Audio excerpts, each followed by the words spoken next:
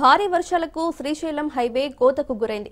నాగర్ కర్నూలు జిల్లా ఉప్పునుంతల మండలంలోని లతీపూర్ గ్రామం వద్ద భారీ వరద ఉధృతికి శ్రీశైలం హైదరాబాద్ జాతీయ రహదారి కోతకు గురికావడంతో రాకపోకలు పూర్తిగా నిలిచిపోయాయి. అచ్చంపేట నియోజకవర్గం జలదిగ్బంధంలో చిక్కుకుంది. శ్రీశైలం హైదరాబాద్ నేషనల్ హైవే 765 రహదారి కోతకు గురికావడంతో రాకపోకలు పూర్తిగా నిలిచిపోయాయి. హైదరాబాద్ నాగర్ కర్నూల్ మధ్యమడుగు ప్రాంతాల నుండి అచ్చంపేటకు వెళ్లే మార్గాలు మూసుకుపోయాయి.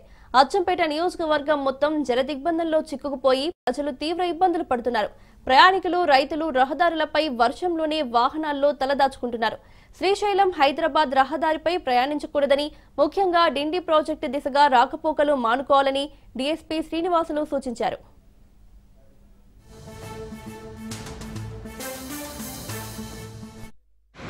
హైవేపై 760 నెంబర్ జాతీయ రహదారిపై ఇండి దాటిన తర్వాత ఒక 2 బ్రిడ్జెస్ ఉన్నాయి. ఈ బ్రిడ్జెస్ దగ్గర ఈ రాత్రి నుంచి ఇప్పుడు ఉదయం వరకు కురిసిన వర్షాల వల్ల ఈ బ్రిడ్జ్ల మీద నుంచి వాటర్ ఓవర్ఫ్లో అవుతున్నది.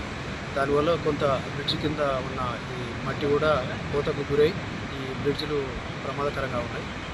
అందువల్ల మేము ఈ శ్రీశైలం హైదరాబాద్ జాతీయ రహదారి పైన రాకపోకలు నిలిపివేయడం జరిగింది.